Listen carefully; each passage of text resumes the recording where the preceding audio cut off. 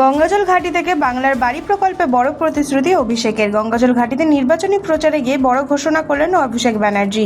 সভামঞ্চ থেকে তিনি বাংলার বাড়ি প্রকল্প নিয়ে গুরুত্বপূর্ণ প্রতিশ্রুতি দেন। অভিষেক জানান, কেন্দ্রীয় সরকার জল সংক্রান্ত কোনো কাজে সাহায্য করেনি বলেই রাজ্য সরকারকে একাই উদ্যোগ নিতে হয়েছে। তিনি আরও বলেন, এই এলাকার প্রতিটি মানুষ যাতে বাংলার বাড়ি প্রকল্পের সুবিধা পান তা নিশ্চিত করা হবে। রাজনৈতিক মহলে এই ঘোষণাকে ঘিরে ইতিমধ্যে শুরু হয়েছে জোর চর্চা। এখন প্রশ্ন, নির্বাচনের আগে এই প্রতিশ্রুতি কি ভোটের সমীকরণে বড় প্রভাব ফেলবে?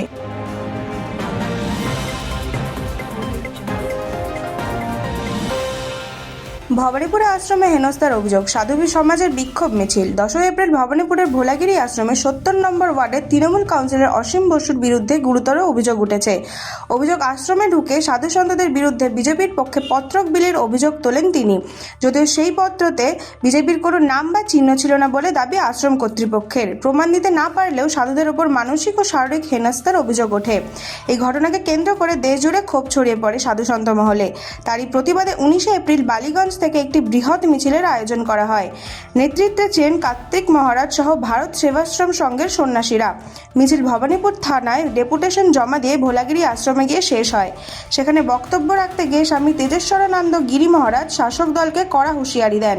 তিনি বলেন, এ ধরনের ঘটনা চলতে থাকলে সাধু সমাজ চুপ করে থাকবেন না। এই ঘটনার রাজনৈতিক প্রভাব এখন কতদূর গড়ায় সেটাই দেখার।